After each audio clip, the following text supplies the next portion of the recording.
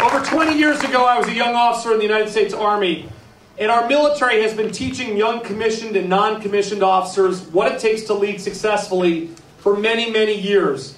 And I want to read to you two short quotes from Army Field Manual FM 22-100. It's the field manual from the 1980s on leadership. It says, formal leader, listen to this. This is what our government teaches young leaders in our military. Thank goodness. Who's got a person in the military here? Well, thank you for your service. It's not just the people serving, it's the families back home who serve. But here's what the young leaders in charge of them are taught. Formal leaders, quote, formal leaders are non-commissioned, warrant, and commissioned officers. The nation has given authority to those soldiers along with special trust and confidence that they will use it to serve the military and the nation. This authority is derived from law. It gives these leaders power over their soldiers. However, it does not ensure that this power will be used well. Rank identifies those who are formally entrusted with responsibility.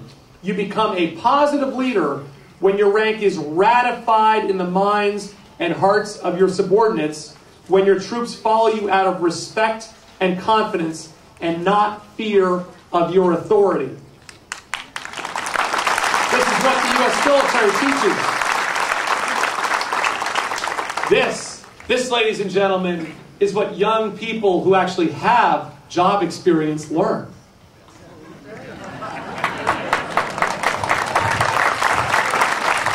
I go on further. I quote again, your subordinates assess your character as they see your day-to-day actions. They learn whether you are open and honest with them.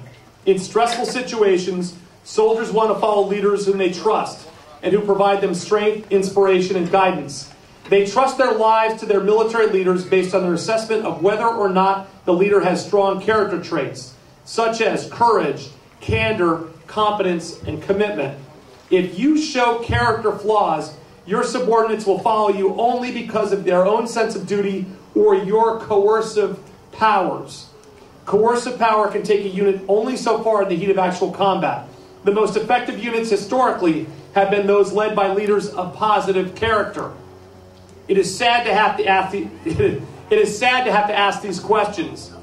But does our president possess the character traits of a successful leader? No. He does not. Does he inspire confidence? No. Is he the kind of leader who we would choose in a crisis? No.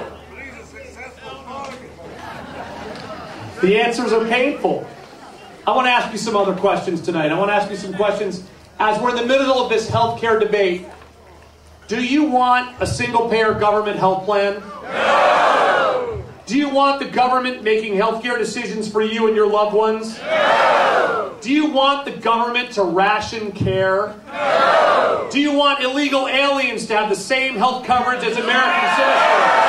No! Do you want to be penalized with a tax if you opt out of any government-approved plan? No! Do you want the government paying for abortion? No! Do you want to pay for all of this with higher taxes? No! Do you want America to be crippled with even higher taxes on income, capital gains, and your dividends if you're retired? No!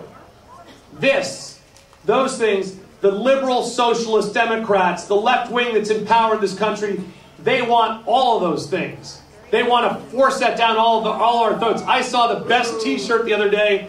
It said, if you force this down my throat this fall, if you force it down my throat in 2009, I'm going to shove it up in 2010.